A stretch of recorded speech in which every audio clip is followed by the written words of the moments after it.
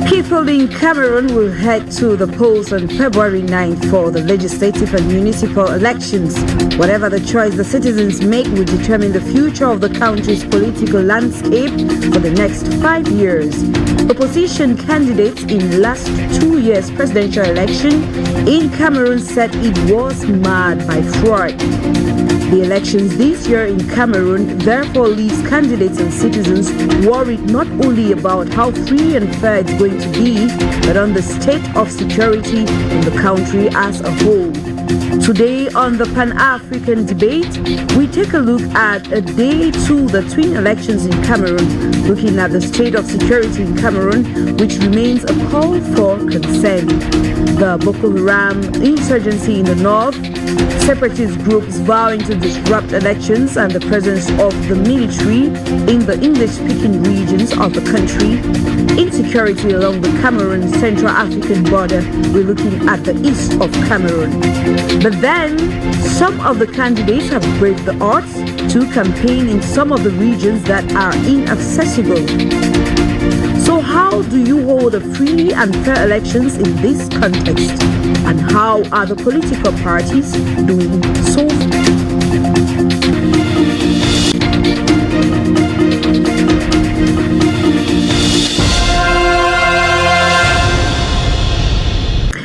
Hello, fellow viewers, and thanks for joining us this afternoon.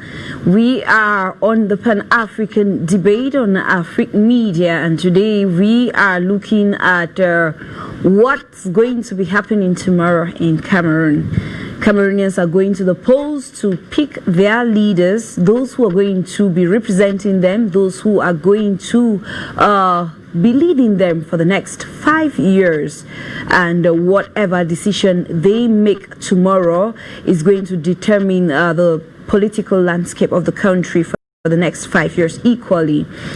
And it's worth noting that while Cameroonians go to the polls tomorrow, we have areas of the country that are in a crisis or that will not be able, citizens in these regions will not be able to go to the polls to vote freely. And we are looking at what can be done. We're already on the eve of the elections and very little can be done. So we are just going to assess what the government has done so far. We're going to analyze, I beg your pardon, what the government has done so far and what can be done to prevent Cameroonians from crying foul after the polls. But then before we get into all of these, I would like to inform you equally that we have a panel in the studio. And before coming to our panelists, I would like us to take a listen to this report on the situation of Cameroon and on the eve to the elections or a day before the polls.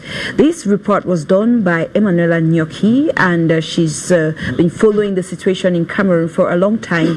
She did this report for us. Take a listen. Cameroon now faces insecurity and violence in 3 regions: the far north, where Boko Haram continues to mount small-scale attacks, as well as in the northwest and southwest, where an anti-Spian Anglophone insurgents emerged by the end of 2016. Added to the insecurity in the refugee crisis in the eastern Adamawa region, to which 236,000 people from the Central African Republic have fled military battles. Elections scheduled for February 9, 2020 will be a major test, same as that of 2018 during the presidential elections. Many incidents have occurred since the twin elections were announced, which have left many in doubt about the security of voters. The most recent incident was the attack 4 nights ago on a small village in Cameroon's far north region, where residents were attacked by armed men. 2 civilians were reported dead and 4 cars burned to ashes. Government has since blamed the attack on Boko Haram terrorist group that have been wreaking havoc in the region. Some officials of the ruling Cameroon's People Democratic Party CPDM have been tortured by suspected Ambazonian fighters in the restive northwest region as they did their campaigns. In video circulating on social media, Mr. Ta, CPDM Secretary General for Santa, could be seen naked, forced to bathe with sand.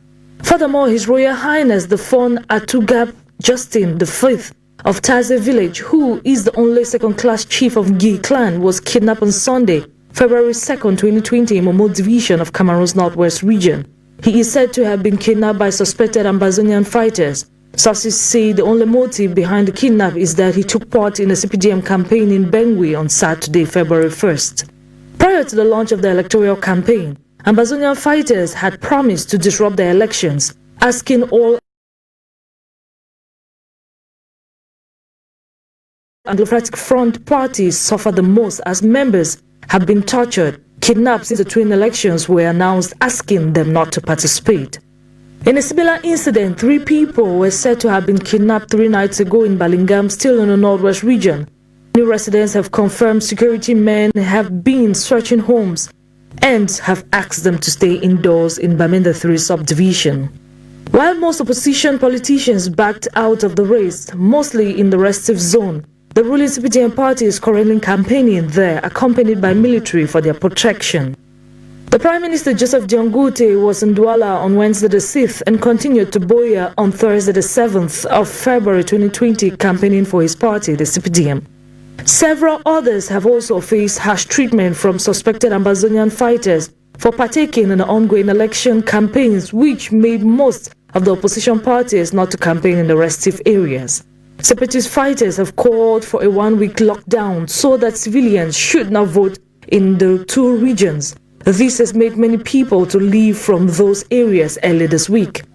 Boko Haram activities in Cameroon's far north region since 2014 has killed about 1,800 civilians and 175 soldiers, kidnapped about 1,000 people and looted many villages, while the conflict has displaced some 242,000 and badly disrupted the economy of those regions, while the military crackdown also exacted on a large humanitarian toll and involved significant human rights violation.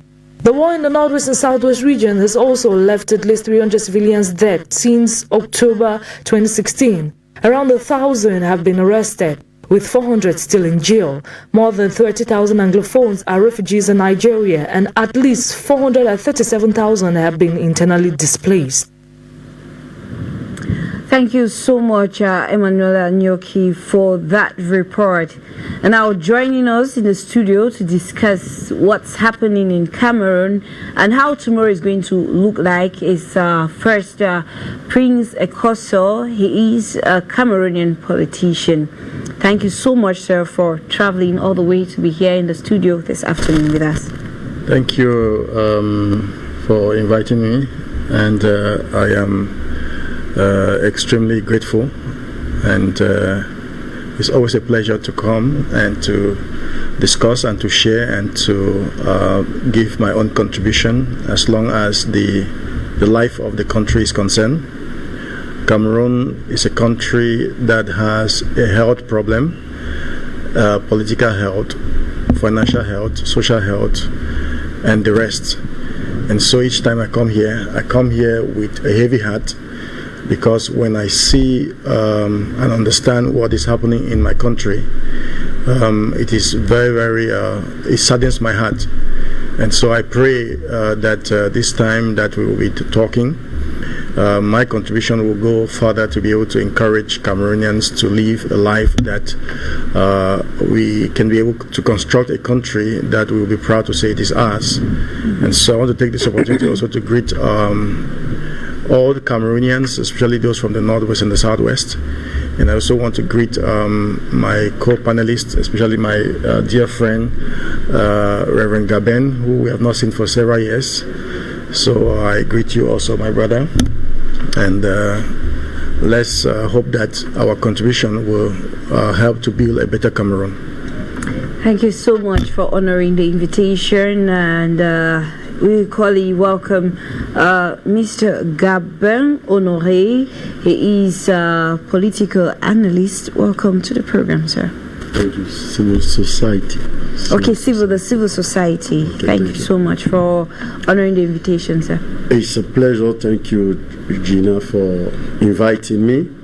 I think it's always with delight to appear on your platform to talk about the issue of Africa, the continent, Cameroon particularly. And I believe today is a great day. It's a great day because we will discuss about things that concerns our nation, the people of our country.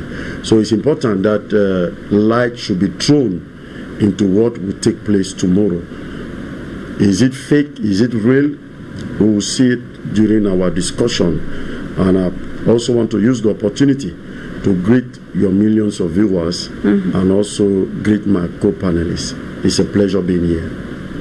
Thank you so much for coming, and of course we have Mr. Taguia right here with us in the studio. So it's always a pleasure to have you here, and today you're in another capacity. You're here with another title from the National Observatory Commission, of course representing human rights. Welcome to the program, sir. Thank you, Gina. Good afternoon to all. Good afternoon to the millions of viewers around the world. Our faces might look a bit down, but I don't think it's still our country. I'm from Cameroon also. You certainly mentioned that. But Gina, I would like to say something at the start of this. The wisest man who ever walked on this earth was called Jesus Christ. And he said something that we need to remember, every Cameroonian, not pointing the finger at each other. He said, every house divided is prepare to fall. This is the obvious thing as to expect. So are we expecting to fall if you carry on division? In the other angle, there's a mighty man in Africa that was called Nelson Mandela, who said the logic of retaliation kills and it drops every effort of development, while the logic of tolerance will lift up a nation and bring us to be really on the track of development. Having said that, from these two, it's not me talking, it's realities. We are in the world. We have to prepare. We have seen how far our country has gone down concerning these elections, just like my co-panelist that I take also the opportunity to greet again. It's the first time meeting them on the platform. Sure. Most of my brothers coming from Yaoundé. It's certainly we never had an opportunity to meet. So really, as you just pointed out, we are going to see, is it going to be something like an election or what? Because Jesus at the same time again said, Sabbath was made for men, not men for Sabbath. This is a big lesson. So should we just do elections to please the laws, or is it going to affect our life in the country? Anyway, I'm here with the face to observe. This is from the experience that in 2016 I was in Guinea Equatorial to do the same thing for the presidential elections. That went very well, and I believe that my country needed me this time to see what I can bring up in Cameroon. My point will be to make sure that the elections are fair and the elections are really taken in a way to give the same chances to all. We are going to try, and I'm going to try with my 9 other people that were appointed for that to see what we can do. Thank you, Gina, and good afternoon again. Good afternoon, of course. Thank you, fellow viewers. If you're just tuning in, it's the Pan-African debate on Afrique media.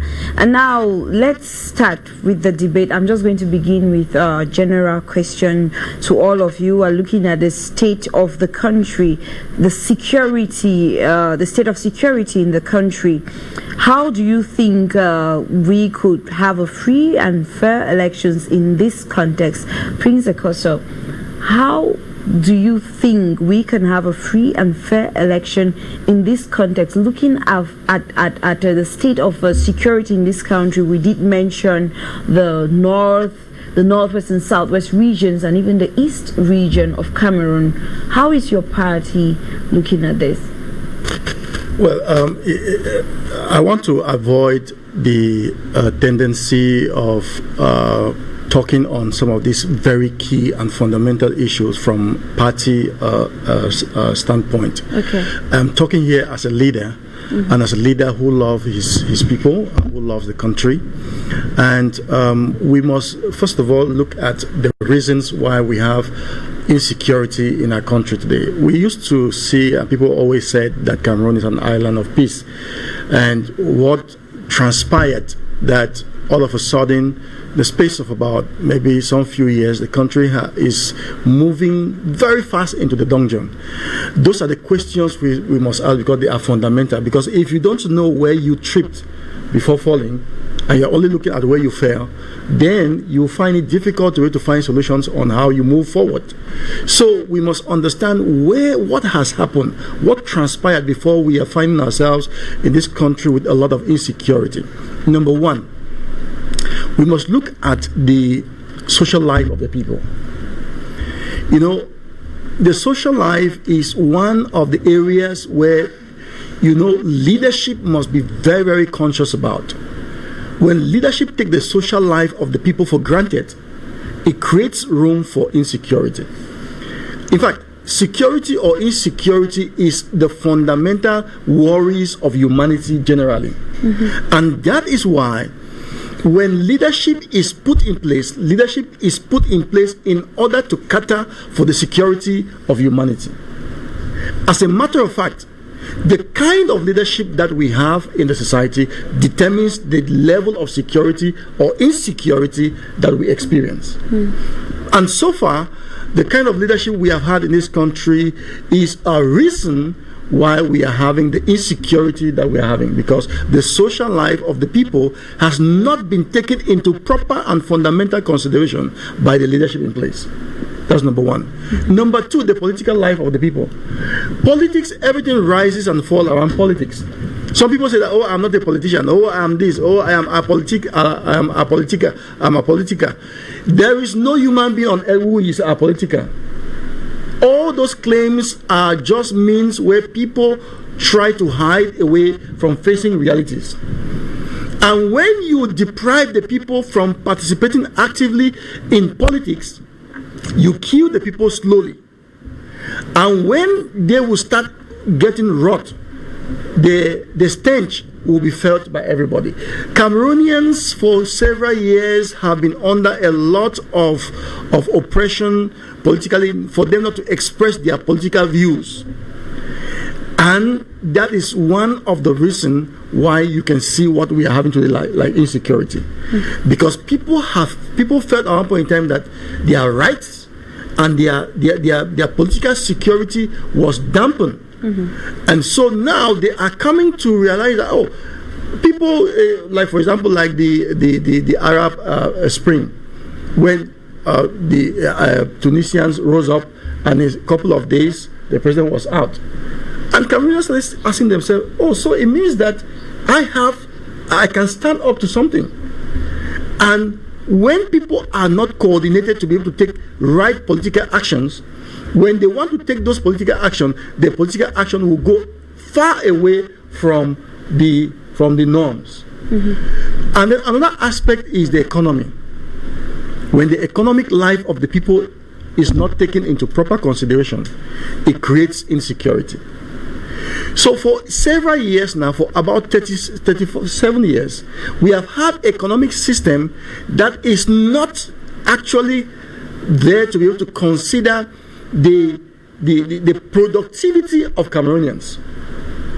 How many companies in this country have fallen down or have closed down for the past 37 years?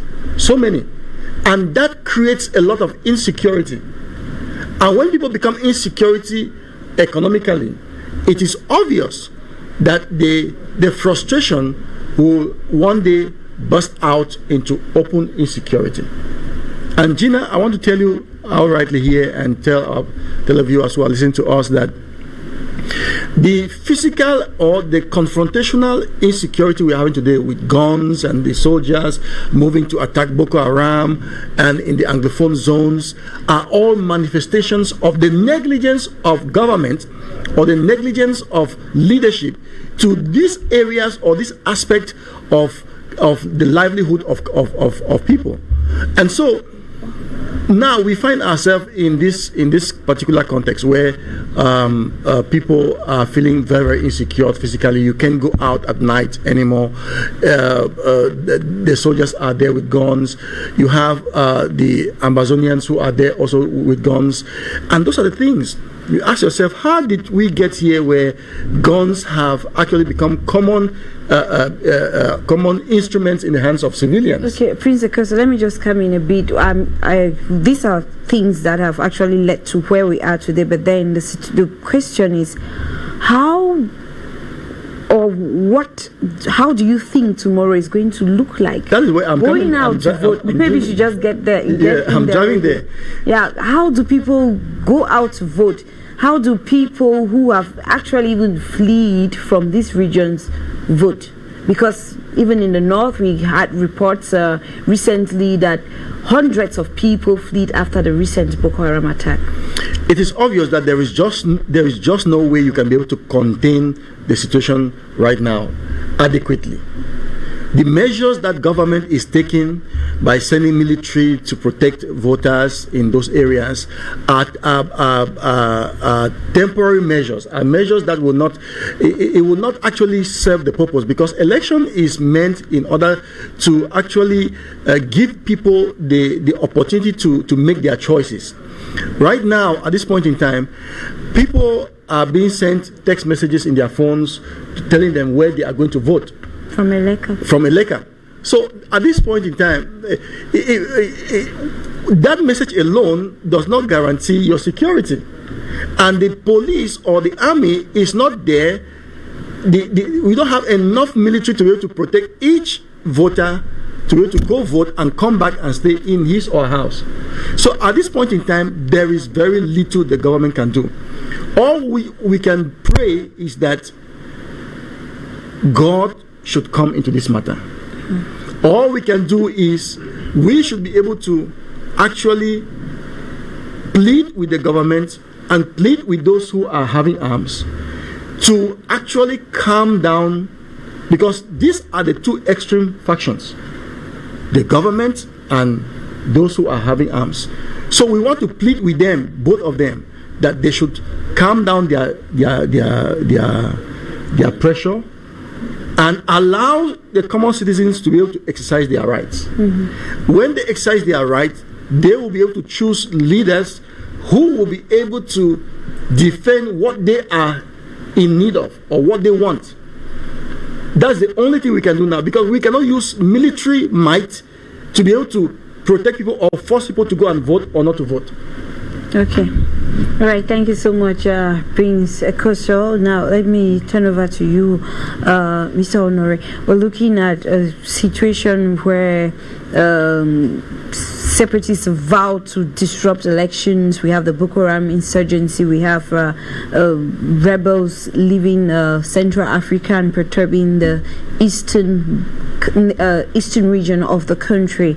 Now, how do you think tomorrow is going to look like, given all of this? Do you think people will freely leave their homes to go and vote when people are being advised to stay away from gatherings and everything? Do you think people will leave their homes willingly to vote? Regina, permit me to say that unfortunately, what will take place tomorrow in Cameroon will just be an act of admitting that Cameroon is divided.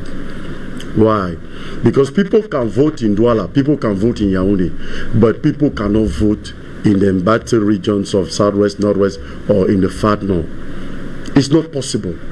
It's not possible. Of recent, the Minister of State Control went to Bengui, and a convoy was attacked. Imagine a whole minister with military people, Amoka, but he was attacked. Not to talk of the poor man or the poor woman who does not have anybody to protect to go and vote. It's not possible. We should be sincere. We should be sincere with ourselves. So if there is election tomorrow, the election will take place only in Douala and Yaoundé, but there will not be any election in the other part of the country. This is then to endorse the fact that this country is not one and indivisible, because the same thing that happened here is not the same thing that happened there.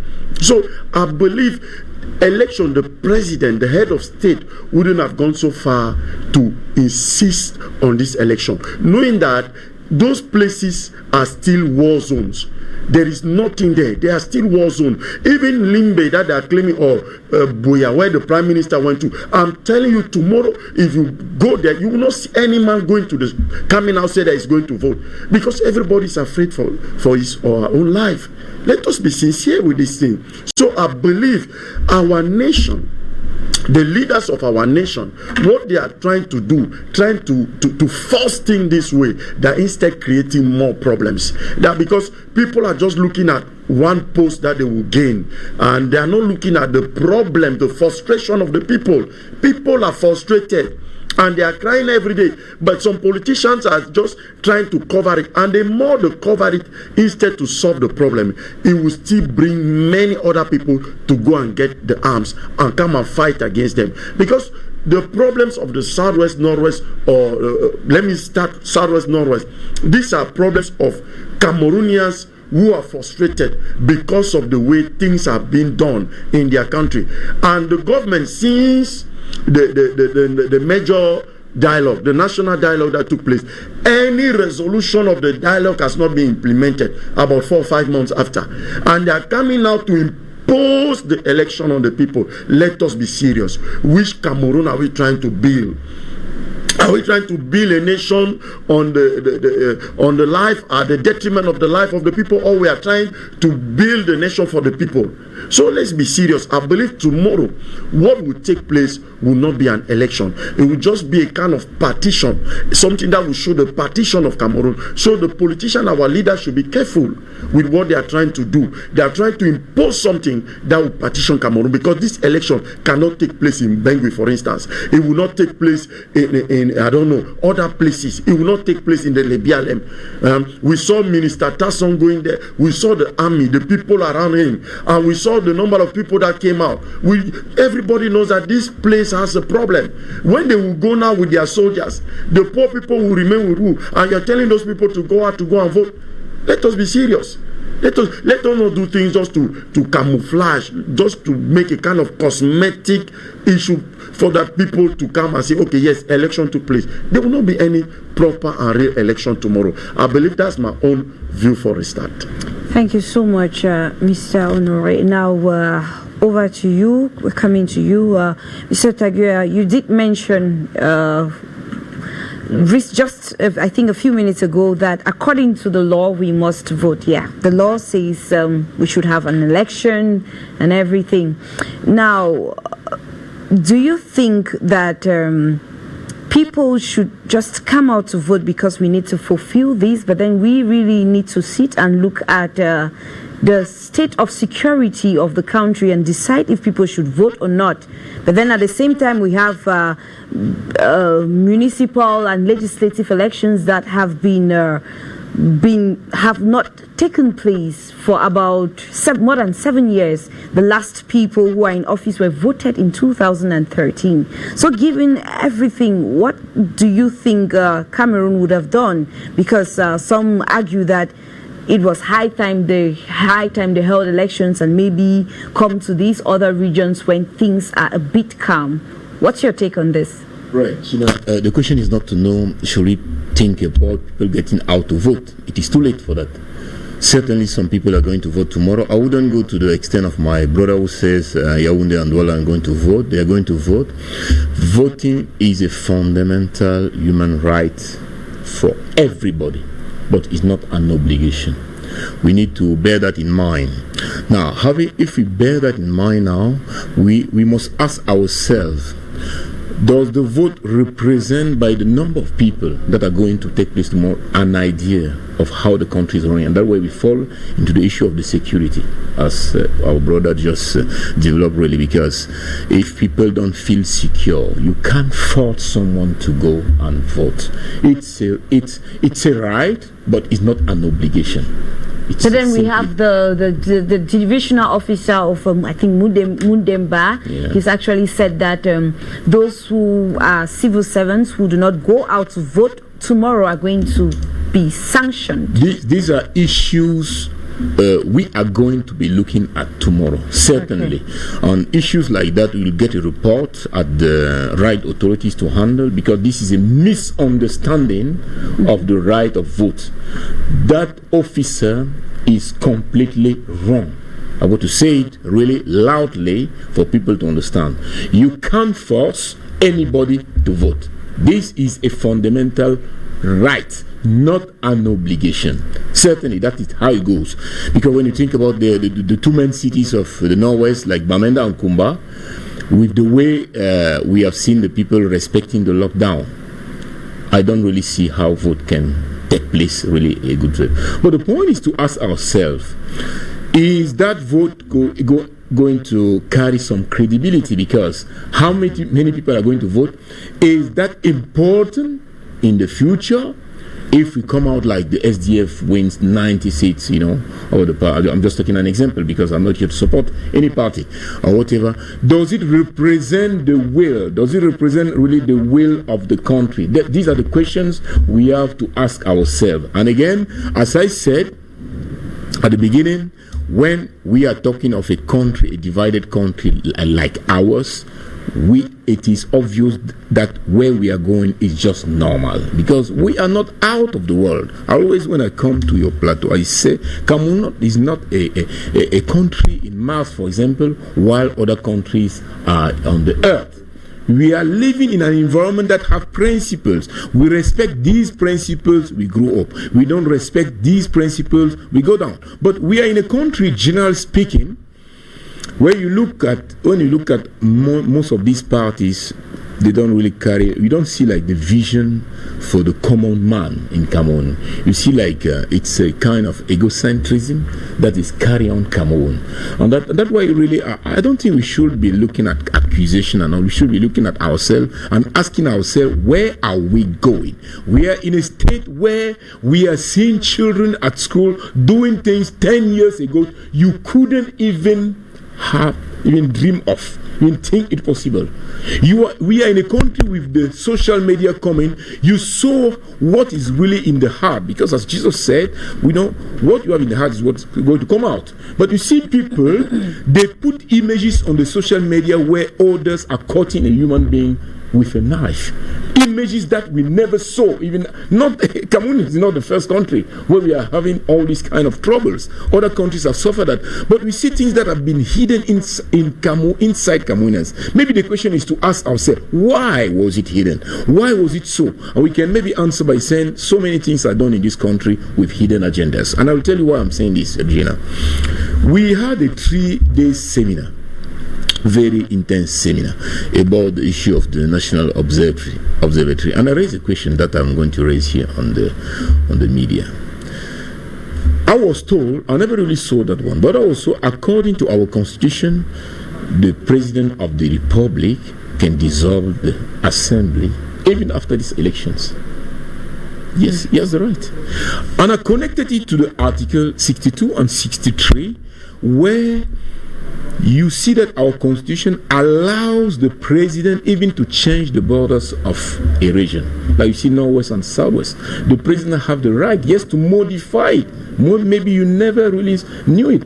And I ask myself, to who the fault? Who carried the fault?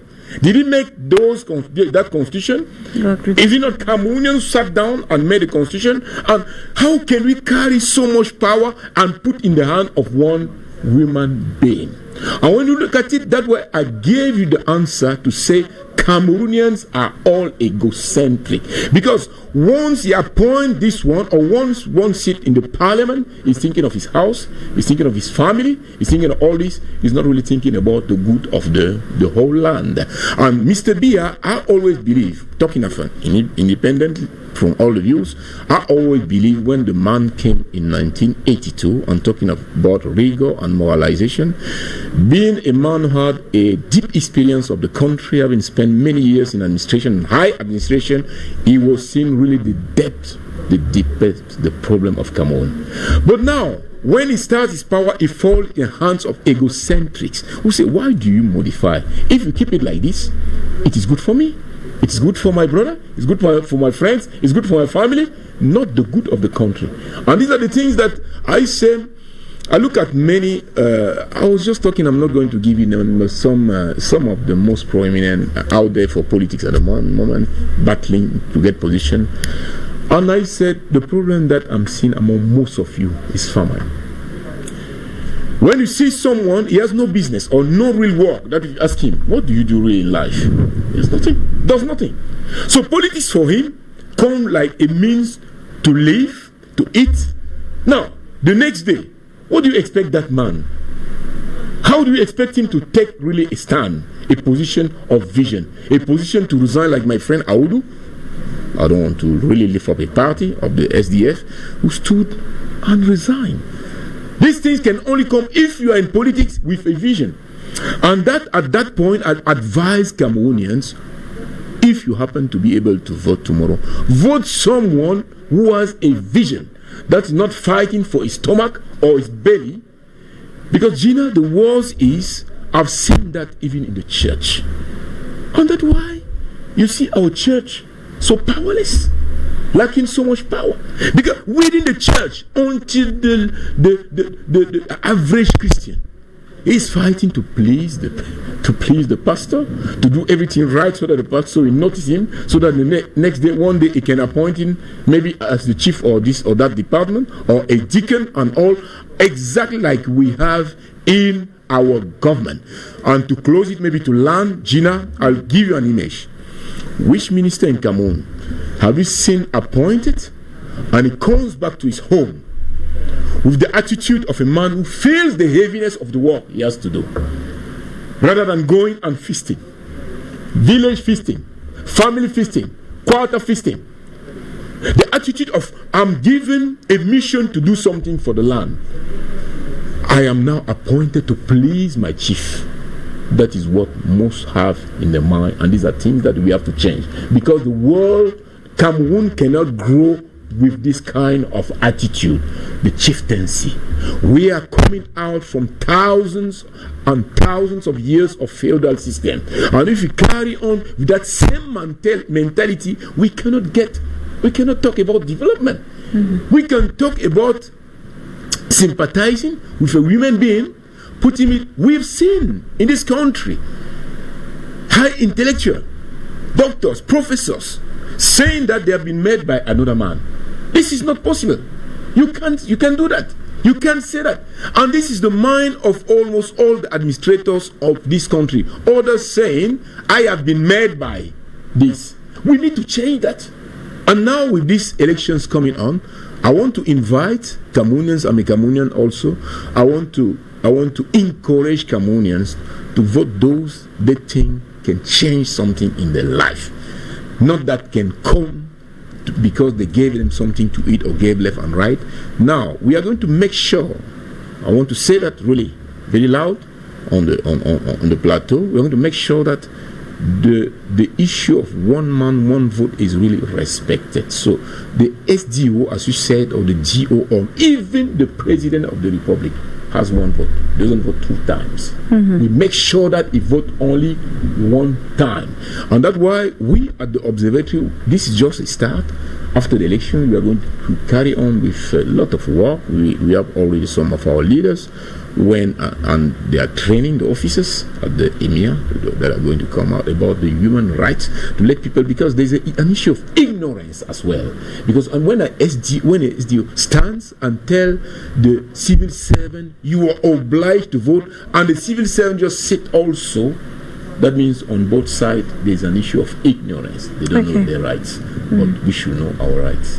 Okay, thank you so much, Mr. Tagua. Fellow viewers, if you're just joining us, it's the Pan-African debate on Afrique Media, and these numbers on the screen, you could use any of them to join us in the studio as we discuss the state of security in Cameroon just a day before the polls. You could ask any of your questions to our panelists here with us in the studio who are analyzing this topic. And you could equally join us live on Facebook, on our Facebook page, Afrique Media TV. This program is live, and you could join the others on the conversation there. Now, let me come to you, Prince, because we have a group of activists calling on people to boycott the elections. Not only these activists, but then we have a political party that had so many votes during the last presidential election. I'm talking about the MRC. They have equally been calling on people to stay away from the elections. Now, what is your reaction to this? How do you think these people are going to move on with their lives after the elections, especially given the fact that they are not going to participate, but then they are going to have leaders entrusted upon them? How do you think the situation is going to look like after the elections? Gina, I am not a member of CRM party, and it is not incumbent on me to be able to give lectures on what takes place within the competence of the leadership of that party. But again, given the fact that the reason why the leadership of that party is calling for a boycott to the elections tomorrow, there are fundamental reasons, and the reasons are accepted by most Cameroonians who are, who are normally and thinking right. Yeah, but then, well, we were equally looking at the situation. I wasn't like, you should tell me how you feel, how the Emirates feel. But then, how is it going to look like? We have people who have asked for elections not to take place, but then after that, they live in towns that are going to be run by mayors that they didn't vote for. So how do you think the situation is going to look like? Will it cause more chaos in the country? Yeah, I was going to answer your question in two parts. Okay. The first part was that I don't have the legitimate right to be able to tell MRC what they do within the context of their leadership. And then on the other side, I believe that we live in a country that has to be managed. And in as much as we live in a country that has to be managed, there is a need for leadership to crop up from time to time. New leadership, visionary leadership, like my brother said, has to crop up from time to time. And that is why I myself got involved into active politics, because I felt that there was leadership vacuum in various areas in our leadership in this country, and I think that my contributions was very important. So now, when people do not go in for election, just like the fundamental human rights stipulates, it is not an obligation to go and vote, but it is a fundamental right to go and vote. And within the context of Cameroon, there is a need for the change of leadership. And the only way we can be able to do that is through an election and through voting. So in spite of the chaos, I am happy because the my two panelists on the panel are all people who subscribe to biblical principles. And there is something I learned from the life of Jesus in the Bible. When he was crucified, his hands were pierced and his legs were pierced. But when he came out from the grave, those wounds were still there. But those wounds did not prevent him from resurrecting. So I am trying to say that we will always have troubles in our country. We will always have differences. We will always have difficulties and challenges. But those challenges should not prevent us from seeing the ultimate goal. And that ultimate goal is to be able to transform the leadership of the country and to bring up a new and better leadership. And that can be done through election.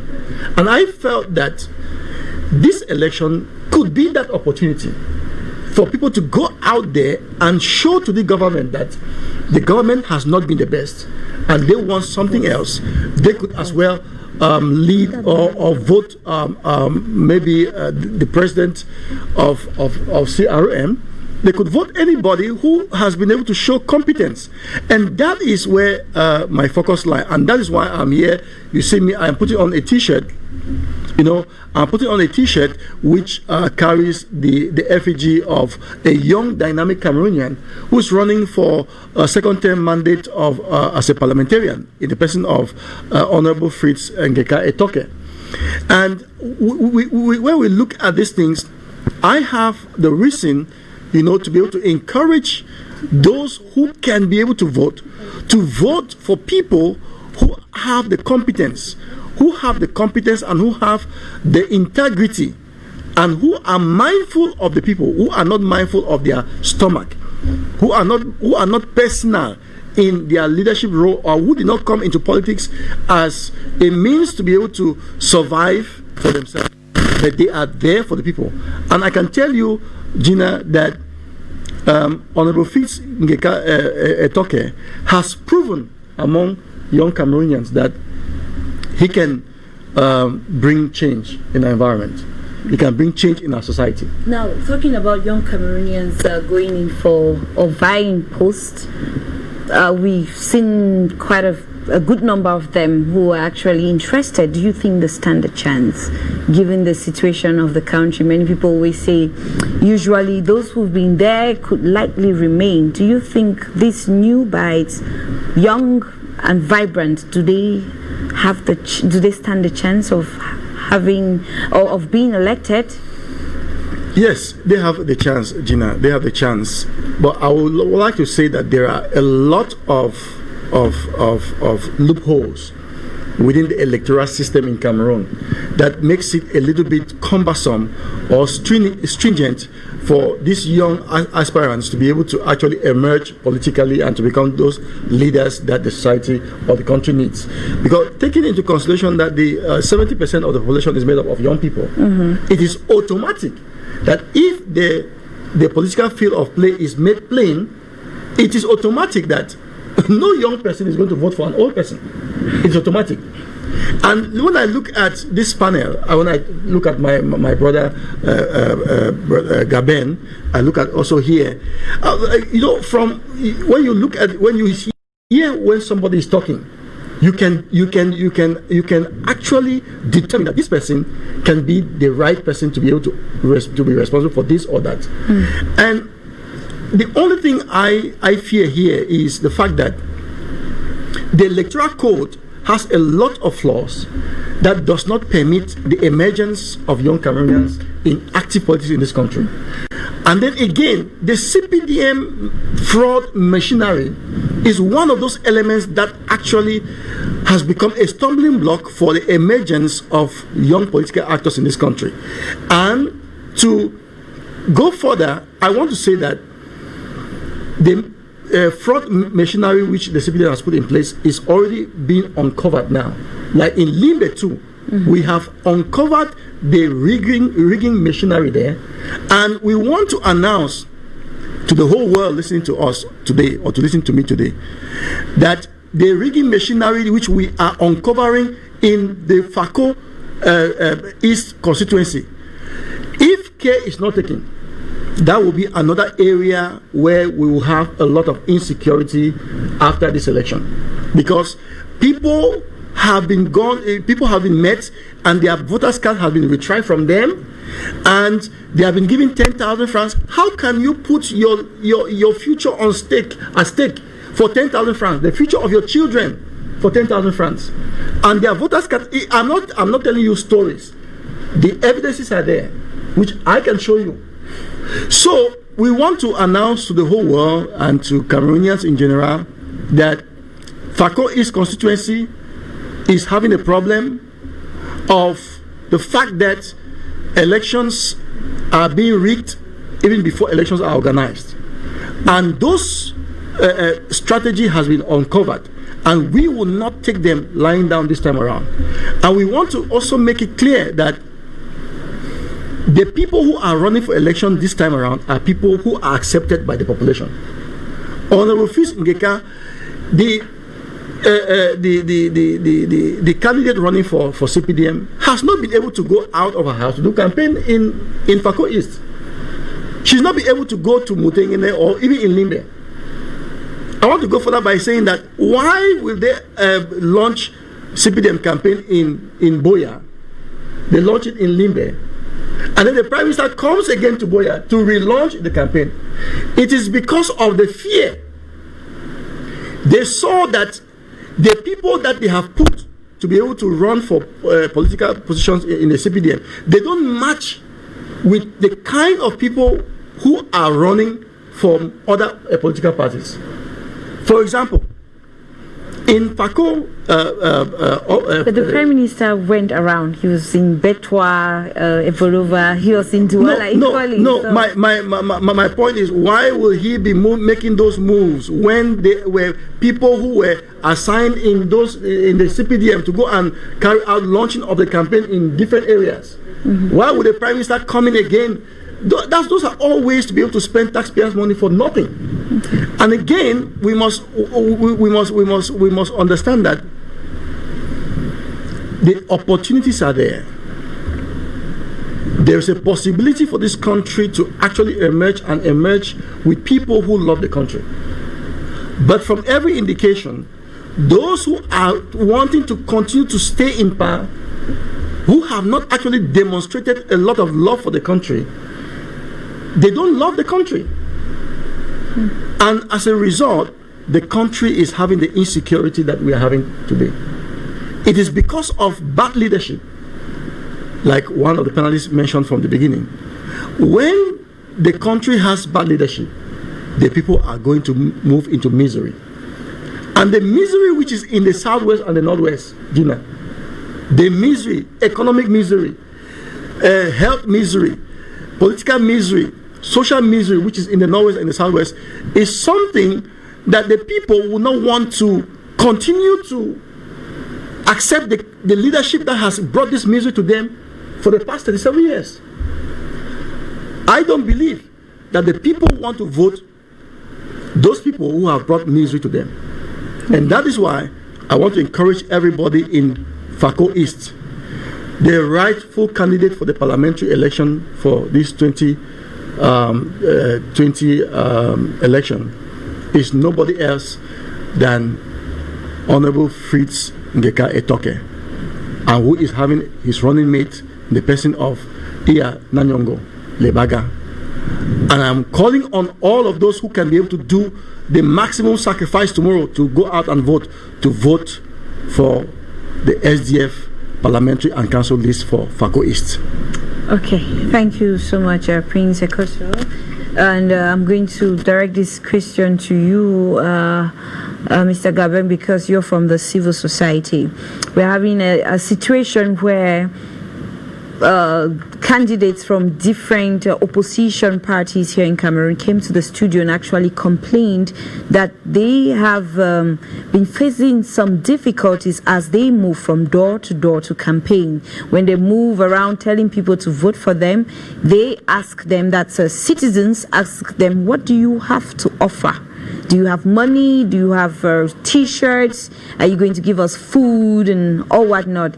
So with this mindset, how do you think tomorrow is going to look like? Will Cameroonians vote for people who are giving them food and money, or those who deserve to be there to rule them? At the same time, they were crying that the ruling party has an upper hand over them because of this. Do you agree? You know, that's the corrupted mindset that the leaders, unfortunately, of this country have imposed and make the Cameroonians to see things that way. But thank God there are platforms like this one who are trying to help them to understand better some things. You know, the people are tired of seeing the same people, and they know that, you know, we have been seeing you people, we have been trying to do something, but you are still coming. You are still coming. I believe those are the reason why CRM refused to go for this election. I'm not a supporter of CRM, but their president stated that the electoral code must be reviewed. Why? To give chances to Cameroonians who have vision, who want to help the other Cameroonians to change their life, to grow, to be elected. Because as you see by now, CPDM, the ruling party, has already won before in some constituency, before even the election start tomorrow. They have already won. They have already won. And with that, you know, it's difficult, very difficult to do a free and fair election in Cameroon. If the leaders really believe that CPDM is how can I put it? They usually put it that is a machine for election that will win by all costs. If they believe CPDM is so strong and so powerful, let them come and review the electoral code. Let them change the electoral code. Let them change the electoral. If they believe they are well implanted in over the national territory, they are disseminated everywhere, let them review the electoral code. Let them review it. Let them give chances, because it's a shame that we are on the 21st century and People are moving door to door to do campaigns, and what is coming back, the feedback from the population, that what t-shirt are you offering? What I mean, it's a big shame. It's a proof that this system has failed, because you have made the people, they are not thinking again. They are just looking at their stomach. That's why those who are elected, all what they, like the other panelists said, all they are thinking about is their stomach, their belly, their family. They are not thinking about the good of the nation. That's a proof that this system has failed woefully, and it's a big shame. It's a very mighty shame. So for me, election, CRM has boycotted this election. Everybody knew when they released their president, when some of them came out of the jail, everybody knew that with the 9-month imprisonment that they did, if these guys go for election, at least they will have some mayors, some parliamentarians. In fact, everything showed that they had the green light to win some seats at the parliament. But they rejected. I think Cameroonians should look at it, because if these guys were those really running because they want a post, they want something, they would have gone. It's unfortunate. It's true that there should be some change at the level of the leadership, but the present electoral code does not permit Cameroonians, those who have vision, to come and they are elected. It's not possible. It's so difficult. So difficult. You have seen, even when the candidates, those who were going for this municipal and legislative election, those who were going to sign their document, some DO and some mayor close their doors for the candidate of the other parties. You understand? What are we doing? They close their doors. Some of them will come and stand there from morning to evening, and they know that the deadline is tomorrow. Those guys are not coming to the office. They say they have taken some leaves, they have taken some holiday. Is that normal? Is that normal? Is that normal? So let us be serious. Let us be serious. When we want to talk about these things, let us be serious. Let us be serious. If they want to run free and fair elections in Cameroon, let them change that electoral code. Let them change. I believe if CRM were made of opportunists, they would have gone for these elections. I don't support them. I'm just trying to be highly analytic about what took place. They would have gone for this, because obviously the people saw what happened and the people loved them. The people were canvassing for them, that you should go, because you will win on 1 or 2 seats. But they say no, it's not going. That is the solution. Let them change. We want a better Cameroon. We want a Cameroon where the youth will come to power. We are in a country where 70%, more than 70% are made of youth, but those who are leading the people are all old men. Even in the CPDM, the national president, President Biya, asked those who have already gone for more than 3 terms of mandate not to present their candidature. But the very CPDM list in the far north, the name of the speaker, the incumbent speaker, came out. Are we serious, or we are? Huh? The name came out. That's somebody who has been at the parliament for about 40 years. But his name still came out. So let us look at this thing and say, this thing cannot go like that. It's true we want leadership to be changed, but there are some basics, some fundamentals that must be applied before those changes will occur. Because if we are going for such election, it's just a cosmetic election, because we know CPDM will still have the extra large majority that they are going for, because already arranged everything to happen like that. You just say, oh, this one from the opposition 1 year, 1 or 2 people, like the man in Fcfa, maybe he will win there, will come somewhere, will see 1 or 2. They have arranged it like that. 1 or 3 people, they will win. They will say, yes, Cameroon is like this, free and fair election. These guys have won. But the majority, the vast majority, the best majority will still come back to them. And with such thing, you can't say election is taking place in Cameroon. Let us be serious. Let us be serious. CPDM has been in power for long. They have not been in power with free and fair measure. They have been in power manipulating, doing everything so that they remain in power at the detriment of the population, at the detriment of the youth. How is that possible? The head of state said the other day, after the presidential election, that he will give chance to the young people. Now, you and I, let's look at his government that he made. How many young people are there? How many young people are taking the key roles? When you want to say, they say, no, they have appointed the director of ENAM, he's 34 years. They have appointed the minister of the secretary of state in charge of gendarmerie. He's a young man. They will just cite you 4 people, but all the key position, all the men is still being governed by the same old people who have been there for decades. Is that normal? It's not normal. Let's just say this thing. It's not normal. So if election has to take place in Cameroon, and it has to be free and fair, let the electoral code be changed. I think it's just being stupid and being a fool to not look at what CRM has done and condemn them. Because if really we know that politics is a game, people go there because they are trying to aim and win 1 or 2 seats. If those guys have said we are closing the doors to this election, it's because those guys saw that it will not be enough for us to go and win 1 or 2 seats when we will not be able to bring the change that we have proposed, we have told the Cameroonians people about. And I believe that's, for me, is nothing bad about that. Let us be serious. Okay, thank you so much, sir. Thanks for that. Now coming to you, Mr.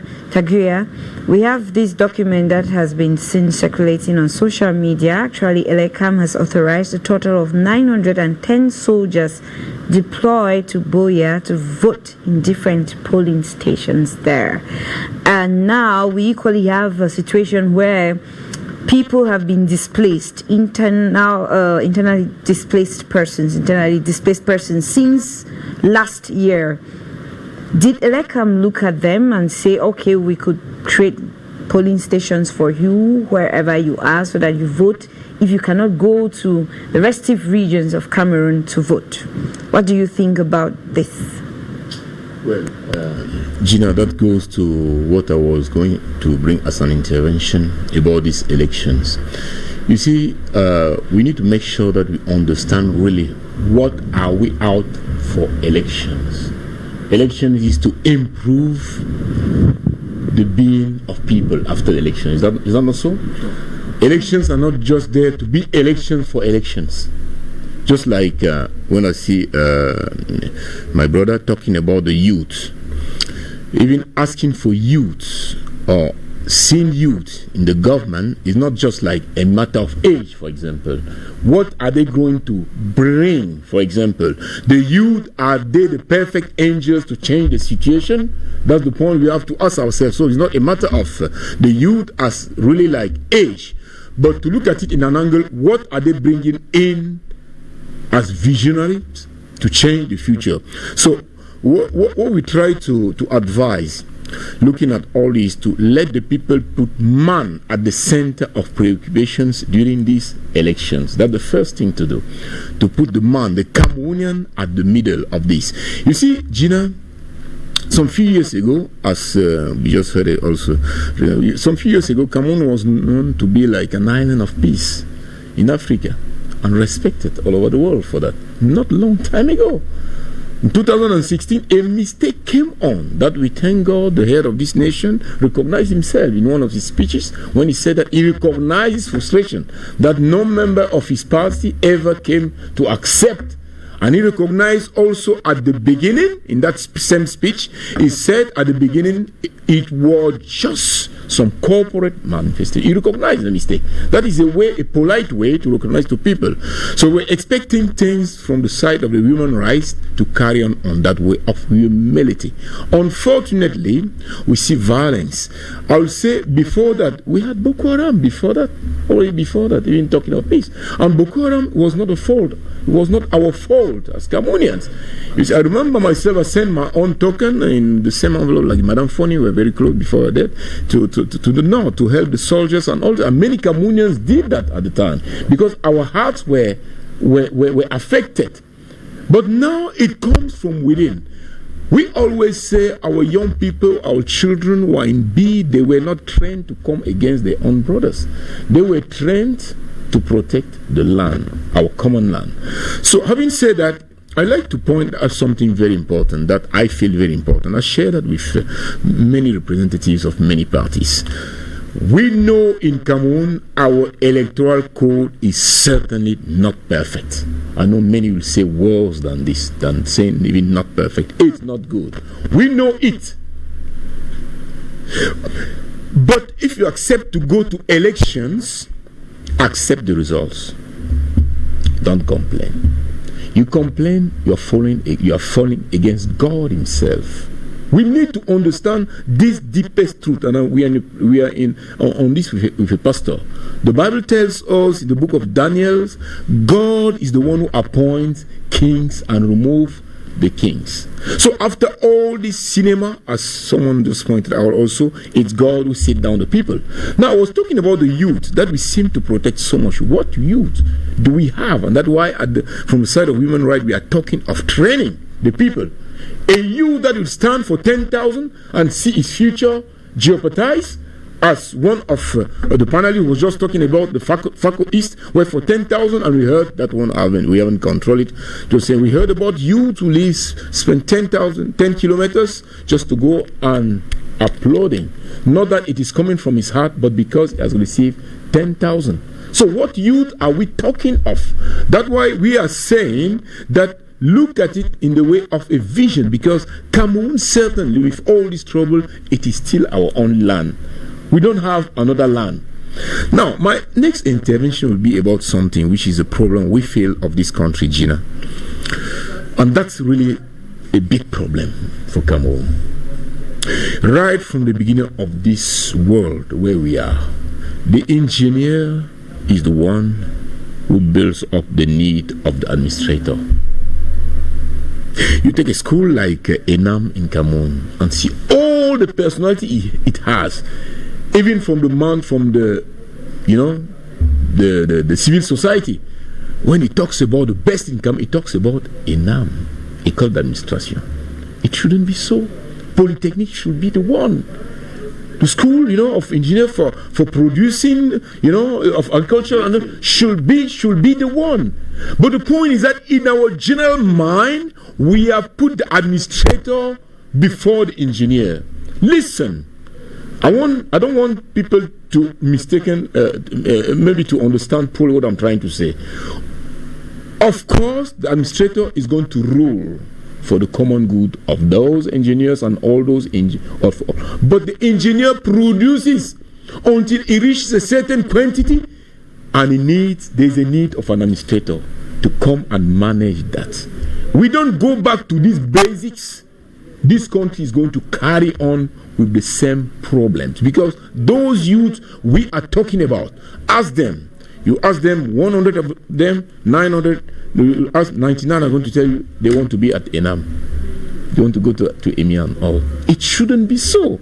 This is a fact. This is a reality. We need to educate people to go back to the deepest truth. We saw during the last year, that was 2019, during all the trouble and I think that started during the elections of the presidential elections. We saw some wonderful things happening in the country. A young man in Bafoussam producing some wonderful things, from showing a great brain and all. We just forgot about all that. We saw some cases like this that just came out. From Bamenda. In Bamenda, I don't know what happened. I know that case one came from Bamenda, and there was one in Bafoussam. Nobody cares about that. Nobody cares about that. That's what is going to bring us some income from abroad. Producing for CEMAC and all these. These are the most important things. But we are sitting down talking about elections, spending billions on elections, standing even saying, are these elections really needed at the moment? But money spent there, and we don't think about producing that money. We are sitting down looking at 20% of our national product out. The regions that were producing cocoa and all this out, and people are talking of elections. What does election bring to Cameroonians? What does it bring to us? Some people that are going to stand and make sure that they are chiefs, they are respected. The real thing that you need is to get on the route of the development. You know, I said at the beginning, Cameroon is not the only country where you have trouble. Do you know even about the problem of course in France? It's a vivid problem. It's a real problem. But they don't talk about it. Because concerning development, if France send one of its representatives coming from course in Cameroon is a Frenchman, he doesn't talk about the problems. But they have the trouble. They look at where they are going to get the safest reinforced to give them some more income. To make sure that the 60% they get from the national product that come from the CFA is going to remain. If not even to use weapons to keep that. Because they have understood that the engineer that stands to produce is the first one. But we are down to be wasting time talking about administration. And that's why I said again, we have to think of those who are bringing us a vision. Not only that they are talking and talking. Now, I will learn maybe... Before you learn, a bit coming a bit. We have people who are of the school of thought that elections need to take place because it has been these people who were voted have stayed for too long, and some areas are ungoverned. We have we're not voting as we have mayors who have died. We have people who are appointed to replace them, and they are not doing the job. So they actually argue that elections must take place to keep the country running. So how do you address all of these, since you're looking more about developing the country, not really at the end product, the end product. Whether the guy has spent 20 years or more than 20 years, like Merkel, is Merkel doing a job? Is Merkel keeping the PNB of Europe the highest in the world? Is Merkel doing the right job? We are wasting time on details. Even if Mr. Biya was the president of Cameroon, if the work was done, if the work is done, for me, it is not the issue. That's why I said, talking about the youth coming into government and all this, and I gave you example where I don't see our youth like the example, like a good example, like angels. If a young man of 25 years, you can remove 10,000 to buy his future. A man who's at the level of the university, doing maybe a degree and all, you can give him 10,000 to buy his conscience. What do you expect him to come and do with him? So what I'm trying to say is the end product, Gina, is the most important. Unfortunately, as I always say, I know now I am in the most important forum of African men of God that is called Synergy, and I've met many enemies there, within there. Because I asked them, you stand with a constitution. That constitution is written in what is called the Bible. Why do you not follow first the Bible and be an example? Paul went to the point in 1 Thessalonians 4 to advise them to even walk. But you don't see a man of God, even if he has a garden behind, he spends from the morning to the evening with a tie and all, and he wants to give a good example. Paul went to the book of Acts to say that you look at himself as an example. He has been working to feed himself and feeding people who are behind him. And that's why I am saying it's good we send arrows, administrators and all this at the moment. I'm seeing in Douala some changes. I applaud that. We see what root air, the company is doing for the roots. We see a thickness of 20 centimeters. I applaud that. I say something great is coming. And when I go deep in the information, I learned that now there's a new principle that governs all this work. That you have international companies that come, they do it, they present their bills to the government. So you don't have all this pocket under the table that come and suck the money of the government. So I say that the end product for me is the most important. It's not a matter of principles saying France has done that, France is democratic, France is human rights. Which human right you are talking about? Our NGO was born really to counteract all the lies that all these foreign companies calling themselves NGOs come and lie about it. France is a good example on which way for the human rights in the world. France will say that they have created the human rights. The declaration came from them, from Monsieur Toussaint and Mrs. Roosevelt. But are they really even 1% of the example of human rights? We need to stand and look at the things truly and understand the truth. Now, if Gina, you permitted me, I will say something I always say in Afrique media. It's time we see the real truth, the depth truth. Why do you think that in that limbo, things cannot be settled? You think that the president of Cameroon doesn't want that issue to be settled? We have a power that knows that this issue of federalism, if we have now a federation in Cameroon, Southwest is to manage his petrol, to manage all his riches. France is out. France is out. If they don't have a central government. But my friend, let me tell you something. France will be ready even to bomb Yaoundé, if necessary. They did it in Ivory Coast. That's the truth. That's the deepest truth that we need to understand. And be one. And that's why we talk about unity. The only solution that we can have is unity. To see that end product, not fighting between ourselves. Because when we fight between ourselves, just as I said at the beginning, Gina, just to land, we are going towards the fall. And the fall we have now, it will be worse. What we are seeing in schools, I was saying to someone, is just a beginning. We're going to see worse, Gina. Thank you so much, Mr. Taguia. Fellow viewers, if you're just joining us, it is the Pan-African debate on Afrique Media, and the numbers are on the screen.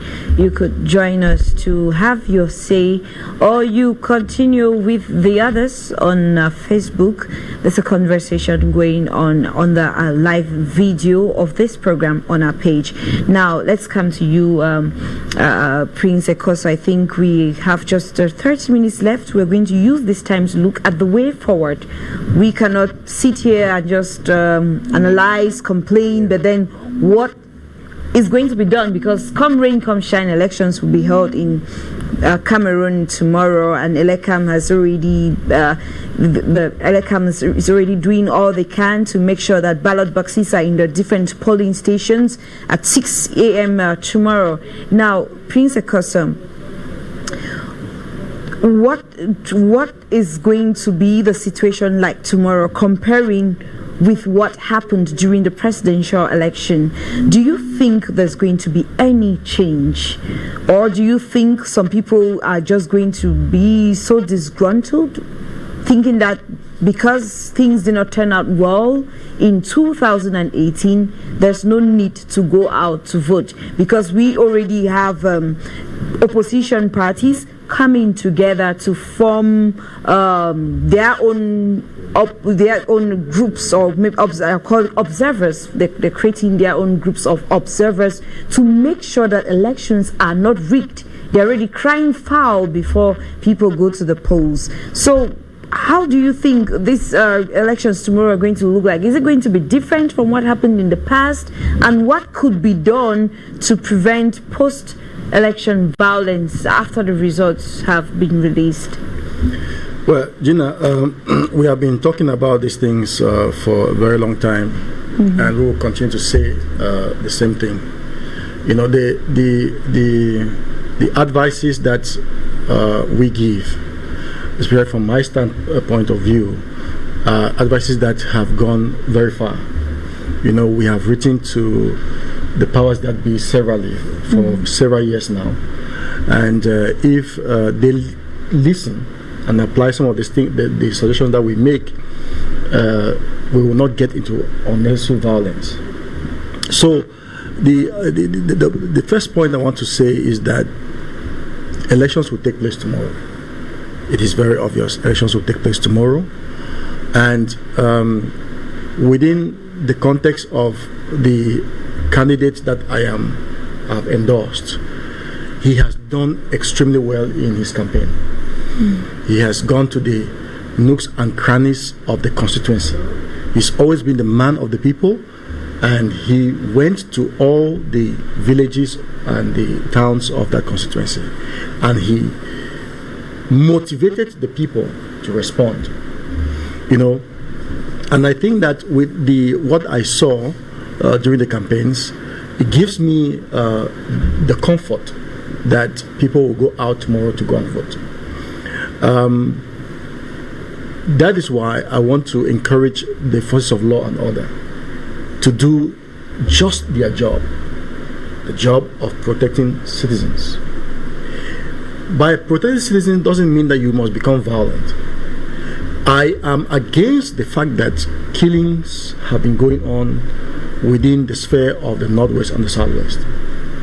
As a matter of fact, I have made my views very, very clear to the powers that be, that some of the killings that have taken place is actually unnecessary. It's unnecessary and it's against human rights. It's against God. You must not show your power by destroying the life that God created, because you can never create one. Mm-hmm. So the military, they are doing their job as military people, but I want to call their indulgence that they should preserve lives, because that is one of the reasons why they were trained to be the custodians of the security of our borders. They should preserve the lives of Cameroonians. They should help Cameroonians to go and exercise their rights to vote without intimidation. They should do that. They have the mechanism to do that. They should not think about a particular party. The military should not support a particular political party. If they do that, they will be radicalizing those who have not been radicalized, even through this process of election. So the military should do their job. The second thing I want to say as way forward is that if you are not voted, don't force yourself that you were voted. If the people didn't vote for you, it doesn't mean that they hate you per se. It just means that they don't appreciate your modus operandi. That is, the way your leadership role has not been what they expect. So, go back home and re-strategize. And come back next time, if God gives us the possibility to see the next election. And that's our prayer, that God should give Cameroonians life and vitality to see that they can be able to take care of their families. So all the machineries of rigging, going from village to village, going from house to house, there are videos around showing all those excesses coming from the CPDM. And yes, and I want to say that if you are a member of the CPDM, especially within the context of Cameroon and for tomorrow, please don't try to show as if you are more powerful because you think that the president of the party is the president of the republic. If something happens to you in any of those constituencies, the president of the republic will not come and protect you. He will not be there. So don't go and vote multiple times because eyes are watching at you. There are people on ground who are watching this election more than, I can say, more than even the presidential election. Because this election is coming from, especially as long as the Northwest participation, Northwest and Southwest participation is concerned, it's coming from the perspective of the Grand National Dialogue, which the head of state said that there will be a special status which will be granted to the Northwest and the Southwest. So people who are going in for this election are not going in for this election just because they want to participate in party politics. They are going in because the Southwest and the Northwest have proven to the country entirely that they are unhappy with the way that the country has been managed. And therefore, it is high time that those who are of the ruling party, CPDM, if you go to cast your vote, if we see you the second time in the same polling station or in another polling station, know that you are risking your life and the lives of your family. There is no need for that. Okay, let me just come in. What about sensitizing members of your party? Because probably those of you up there could have maybe strong morals, but then what about your supporters? How have they been sensitized to accept the results? Because it always starts from them. They're the ones who start crying and rushing into the streets. Have they been sensitized to accept whatever comes out of the ballot box after the results have been published? Have they been sensitized to accept it and respect it and not go into the streets and be violent. Has that been done? Gina, generally Cameroonians are very, very peaceful people. Cameroonians in general, they are very peace-loving people.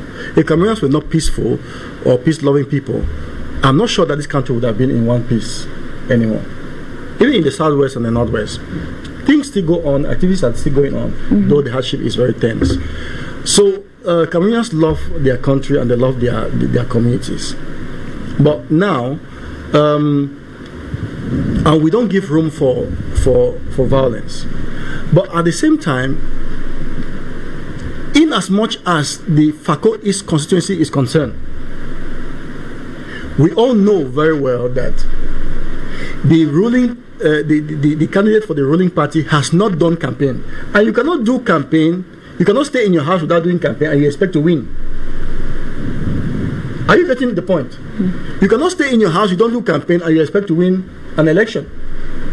So in this context, as long as Fako East is concerned, the candidate has been going from door to door, going to the markets and canvassing for votes, is obviously the one who the people will vote for.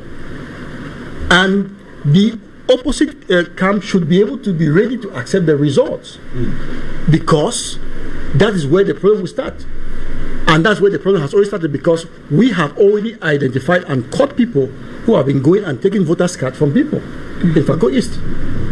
So the reason why they are doing that is because they know that they cannot meet up with the challenge of the Etoke Lebega team, who have been going to the field and campaigning. And again, Etoke has produced his report for the past 6 years, what he has achieved, what he has done, and the vision ahead. He has explained it to the people. And that is why we are confident that tomorrow, the people who listen to us will come out massively, and the victory will be a landslide victory. And we want to continue to ask all Cameroonians to be peaceful. When you go and vote, make sure that you monitor your vote. Stay there, the vote is counted in front of you, and make sure that no rigging takes place. That is what we are appealing to all Cameroonians. I want to appeal to everybody to be very, very cautious of the fact that the times that we are going through in this country are very difficult times, and we expect this country to remain in one piece, and so that God can be able to continue to bless the country.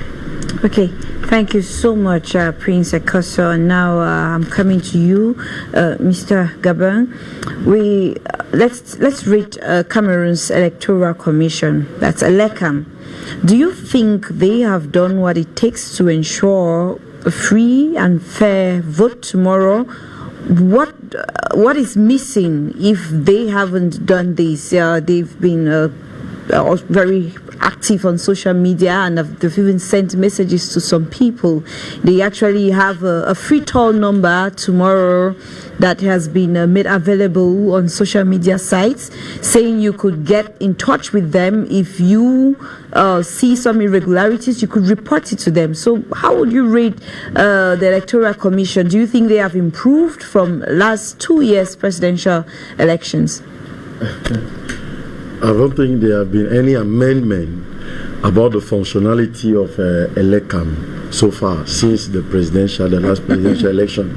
So, and I believe that, like someone said, they have been appointed by one man, so they are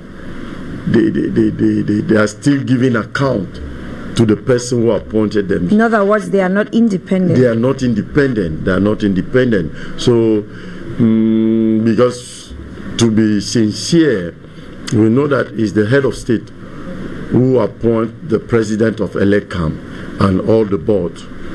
So, and some political parties in the country have tried to bring some suggestion to change that, because from that standpoint, it is very sure that ELECAM cannot do anything against the man who has appointed them. It's not possible. So tomorrow, I believe, it's just the same thing that will take place. Elekam cannot go above, cannot do something. Even the president of Elekam, Mr. Abraham Eno, during one of his speech after the presidential election, suggested that the electoral code should be reviewed. That is good to some part, but has some problems. That there should be some amendment in the electoral code. So it's suggested, but nothing has been done. So I don't think Elekam will do something great, something powerful tomorrow. I don't think so, because CPDM wants to make sure that at the parliament, let them have the great majority, so that they will not face any challenge when it comes to to vote in bills and to bring whatsoever they want to bring. Same likewise at the level of the municipalities. CPDM will make sure that on the 360 constituency that we have, let them get more than the 300 and allow opposition maybe with 30, and they claim that, okay, Cameroon, there is democracy. We have just 330 while the others have 30. So all that game, we Cameroonians were aware of that. We have been seeing it, and I believe many people are tired of that. When I was talking about the youth, and it was mentioned here that there are many youth who are being given 10,000 and they jeopardize their future because of the 10,000. As this system was made it to be so. It's just like when the late Atibayene was writing and was trying to talk against the sect, the magico anal, that is bringing the young people into sect because they want to give them position of responsibility. The system made it that way. So the young man will sit like this and say, oh, if I don't do like that, I will not have anything to eat. They have compressed, they have made things to be restricted so that they will have a control over the young people, over the masses. So we cannot really blame per se the youth, but we should look at our leaders. What are the avenues that they design, they open, so that the youth in Cameroon should be responsible? What are the avenues? The former head of state that was in power had the 5 years development plans. And in the 5-year development plans, you will see the future of the country. You will see the future of the youth. But today, when the youth want to talk, the people will say, what have you to propose? What have you to... Whereas there are many young people who are highly dynamic. The other panelists mentioned one man in Bamenda, there are so many of them. There are so many of them. And if they try to give a chance to those people to stand as leaders, so that the other one will copy from them, don't you see that the country will change? Things will change. But those who can stand as leaders, they are stopping, they are blocking them, they are pressurizing them not to really stand and express what they can give. That's the reason why they will now go to them and propose 10,000 to a young man and say, okay, vote me. They will make you to live, just make you to look foolish, just make you to look stupid because of a bag of rice or a kilo of mackerel that they will bring and give to you. Cameroon does not lack resourceful youth. Cameroon does not lack youth with vision. Cameroon does not lack youth that can bring a change, that can foster change for the development of the country. Cameroon don't lack those kind of people. The problem is at the level of the system that governs this nation. That's where the problem is. Talking about the system, let me just come in a bit. What about other institutions that are in one way or the other linked to the whole electoral process? We're looking at the Constitutional Council. Remember, last 2 years after its verdict, after it came, it said it was going to respect what had been given to them as the result of the elections. We had a group of, I think, hundreds of MRC supporters and even party militants and leaders who were arrested because they took to the streets contesting this.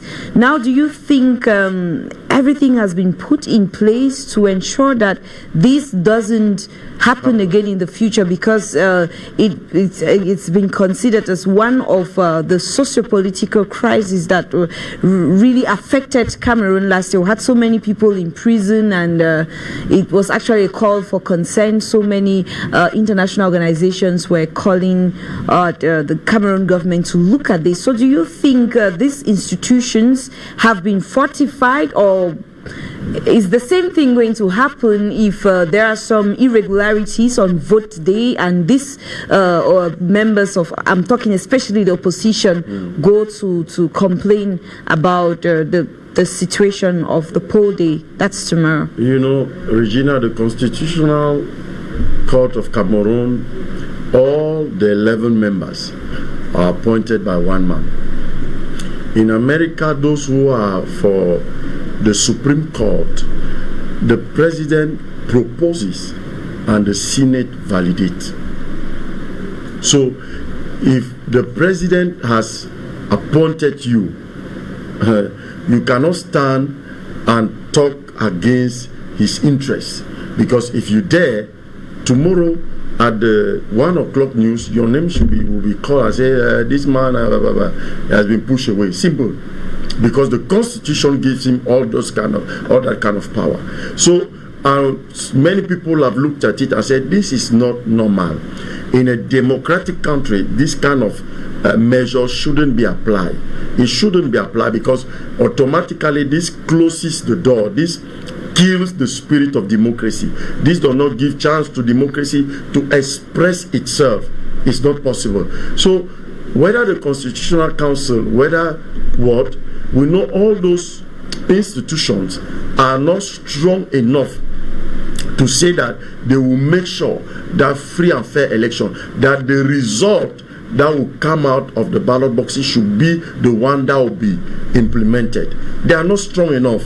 Unfortunately, they are not strong enough, because we all know all of them depend on one man. They depend on the CPDM, depend on their national president. So it's not possible for them to really bring changes that the people are expecting. That's what I said it from the beginning. All the change that the Cameroonian people are expecting, those changes first should start at the level of the electoral code, should start at the level of such institution. If the president is the one to appoint everybody, even if it is you are appointed by a man, logically, when you are reasoning, you can't play or do something that will hurt the person, because as a human being, you always be like, no, because of this man, I am like this, so I can't do this. You know, we should try to erase those kind of things and bring in some good propositions, some measures that people will not be influenced by the appointment, will not be influenced. They will know that I am here to serve, to work. I was appointed or I was placed here because they looked at my pedigree and they saw that this CV qualifies me to come and occupy such a responsibility. That should be the case. So if that one is not handled, tomorrow, whether Elecam goes to north, comes to south, and say whatever they want to say, there will still be a lot of irregularities that will take place. A lot of irregularities. Not that irregularities are because of the fault of human effort, but irregularities because the system has been designed so that the irregularities will always be in favor of other parties. Okay, thank you so much, Mr. Tager. I have something to say that I think we need to be realistic. And I feel that as my co-panelist was just developing, he was talking about that issue of being realistic, saying if someone appoints you, you are expected really to satisfy the requirements or to please. The word that is not saying to is to please him. No, I don't really feel so, because if we reason like that, we will never go very far. You see, maybe we need to go down to what is politics. our co-panelist, Mr. Ikoso, he really developed this well, but I'm going to say a bit more about that. Politics, as he said, everybody is in politics. Nobody can really stay aside of politics. When you go back to the 13th century, where this word really find its roots, politics comes from politikos, which is a Greek word. And politikos means ruling and organized people. So every organized group. So a pastor is doing politics when he's ruling his church. The mayor here is doing politics. You are doing politics even in your compound. Ruling every organized group is doing politics. Once you understand that, you see, now, in our case of Cameroon, and in many cases, like in the past, politics knew a time of feudal system where the man at the head, everybody down had to work for him. That's how it started. Now, it went up to the French Revolution in the 18th century, where people said, no, we're not going to work like that anymore. You want to kill me, kill me. But at the moment, they were killing. You want to get me out of serving you, get me out. So you had these parties like the UNC in Cameroon before. So it comes to the point that, should we just sit down and say, it's just going to be like before. Elekam is going to do like before. The Constitutional Council is just going to do like before. So what? I'll just ask you, so what? France is just going to carry on like before? No. At a point of time, I feel we need to be practical. At the end 18th century, after the French Revolution, people died. We need to go to that point. Cameroonians don't want to take a risk. Many Cameroonians in general, they want to talk with their wives in their house, and that just stop there. Complain. So the issue for us, as I said it again before, the final product is not a problem of only one party, because within the assembly, even if you have all the 360 from the same party, these are human beings. These are people who have children. These are people who have families. You get the point? Okay, now, you got the point, Gina. Yes. So let me come in. So how do we prevent controversy tomorrow? Because it's very important. If there's controversy tomorrow, we have people who are disgruntled. Well, let me say first this on Afrique Media to say we've been put on to really, as you said when you just talked about that SDO, I told you straightforward, that is wrong. Wherever he's finding himself, if you want to come to me or pass through Afrique Media to contact, let him contact me. And any authority that's going to fall in that kind of resolution, that we will know he will be in trouble from the National Observatory. So things are evolving, things are changing. Now, we don't just talk about Elekam. Yourself, you said that Mr. Eno brought some amendments. Before you wouldn't talk about amendments. Are we right? Yes or no? Now, if these amendments, we at the National Observatory will bring also amendments that are going to go together. Believe me, things are going to change forward. At the beginning, we had Eneo.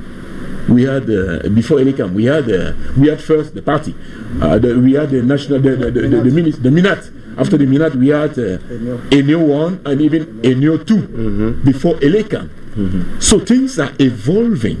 Even at the level of the human right, the CNDHL now, they have been amongst more independent to things. So I feel we should also recognize that we are not staying at the same spot and moving forward. For me, I really don't agree that we should stand and tell people things are not going to change. I don't believe that. Things are happening. Why? I'll give you two points. I'll give you two things. You see, first, we had the national dialogue. As Pastor himself said, he recognized. We had the national and some resolutions that came out from the national dialogue. We can say that they are not applied, they haven't been implemented yet.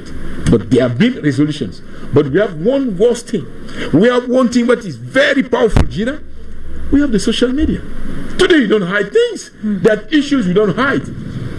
What we need at the level of National Observatory, and let me take this opportunity to tell Cameroonians, bring us facts. Bring us facts documented, because we don't want to put out complaint without facts. Bring us facts, and we can tell you they are not even going to remain only in Cameroon. You understand? So having this kind of power that is now off the people that are talking about Elekam and all this, before taking any kind of adventurous act or fact, they will think about it. Say, this thing, maybe he has some pictures. Maybe it will be put. Social media today is the first danger of any kind of lies like we had in the past, and all these people hiding. So what I'm saying here, I repeat it again, because as again Mr. Gosu said, eyes are watching. It's not like before. Okay. It's not like before. So eyes are watching. Okay, I think we've come to the end of the debate. Dear panelists, I want to really thank you all for taking time out of your busy schedule to be here with us, and I'm sure Cameroonians have been watching and they have listened to you, and of course they are going to really apply whatever you've said today in the studio. Fellow viewers, we've come to the end. Thank you equally for watching us back at home. We give thanks to our technicians who are right here with us in the studio. Now, from wherever you're watching us, it's goodbye for now. And remember, this program is going to be aired again on Monday from 3 p.m. Cameroon time. Goodbye.